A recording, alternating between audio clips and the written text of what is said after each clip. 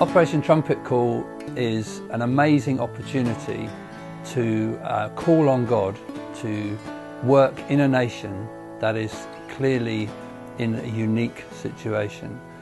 Zimbabwe, as most of the world know, is suffering from issues of leadership and direction. It was certainly the poorest nation in the world until the recent earthquake in Haiti. The economy has been collapsing over years, and people are in great need of food and of health and basic requirements.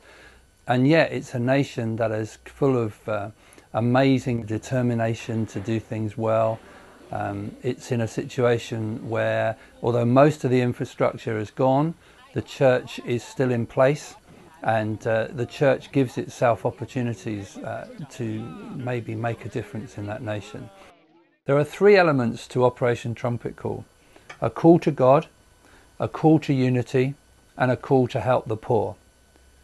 That third element, we will use a proven method based on godly principles called Foundations for Farming, which has been proved over the years using zero tillage to be easy to operate, easy to learn, and very productive.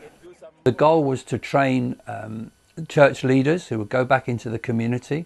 They would train farmers. We would have 10,000 farmers being trained who, on the average family size, would mean that we would have 50,000 people being fed this year. We haven't quite achieved that target, but we're close, and we're very excited about that. And the plan for Operation Trumpet Call is to then grow that on an annual basis.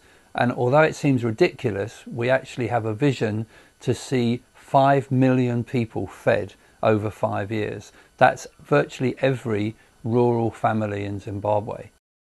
But then an amazing thing happened. In December, I was sitting at home watching the television, and up came a concert which I began to watch. This concert was actually in aid of children in need. The guy who'd been responsible for it, a guy called Gary Barlow, was brought onto the stage and shared how the two things that he wanted to see happen. One was to raise the profile of children in need, and the other was to raise money for the charity. And as he said it, I just felt the words come into my head, which I believe was from God: I want you to do something similar. The name comes from the scripture Isaiah 58. And Isaiah 58 is talking about raising a trumpet call. It then goes to talk a lot about fasting, and then it talks about if you do these things, then your light will rise like the dawn. And I was aware of this, the way obviously that the dawn rises right the way around the world. And I just felt again, God just drop into my head the idea that this event, this whatever it was going to have some global proportions. And I think on the fourth time I read it, I suddenly realized that the fasting, the right fast, the true fast, is that you fast for the oppressed. And just instantly into my head came the idea that these people who are praying, we would also invite to fast.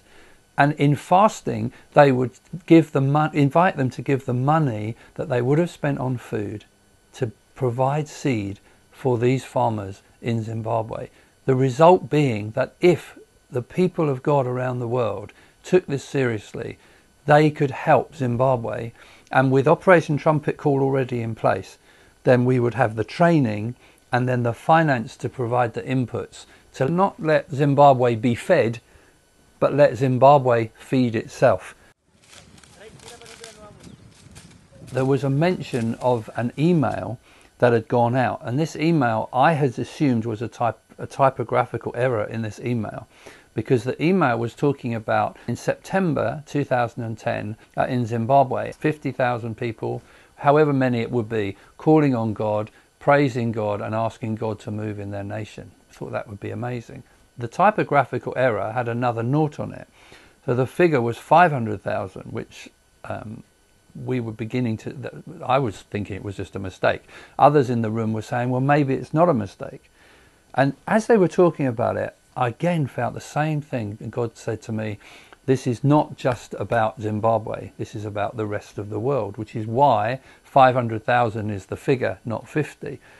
And I just thought, that's amazing. And then later on that week, we had another church meeting that we were at. And what I remember is the guy who was leading the meeting pulled the elders of that church together and got them to stand in a circle. And then he began to get other groups to stand around them and creating this number of circles. And as he was doing that, my mind just went off.